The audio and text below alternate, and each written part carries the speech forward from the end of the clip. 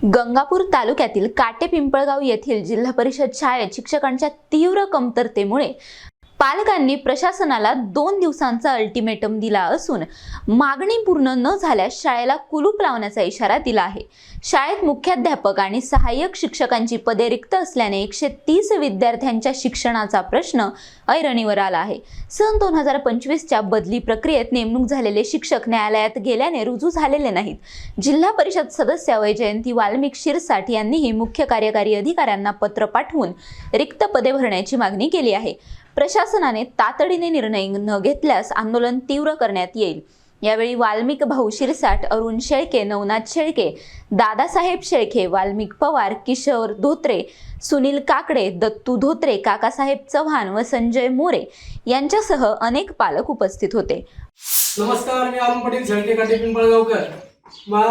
आमच्या काटेपिंपळगावच्या जिल्हा परिषद शाळेच्या संदर्भात आज आम्ही सर्व पालक लोक एकत्र आलेलो आहे आणि हे सर्व विद्यार्थी बसलेले।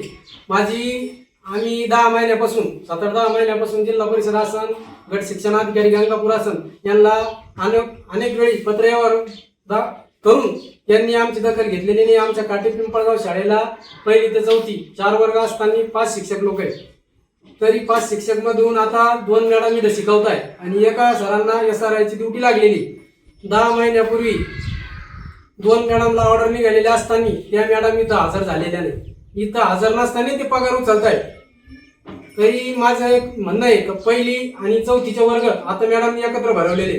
आता 1लीचा सिलेबस वेगळा असतो आणि 4थीचा वेगळा असतो। आता एक मॅडम एवढे इतर मुलांना शिकवत असताना सिलेबसचा अभ्यास ताळमेळ कसा बसायचा आणि या मुलांनी त्याचा काय अभ्यास करायचा।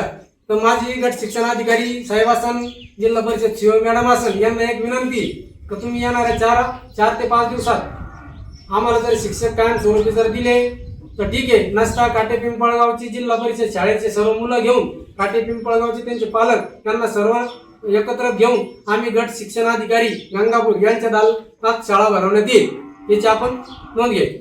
Amol Parkhe, NTV news Marathi, Gangapur, Chhatrapati Sambhajinagar.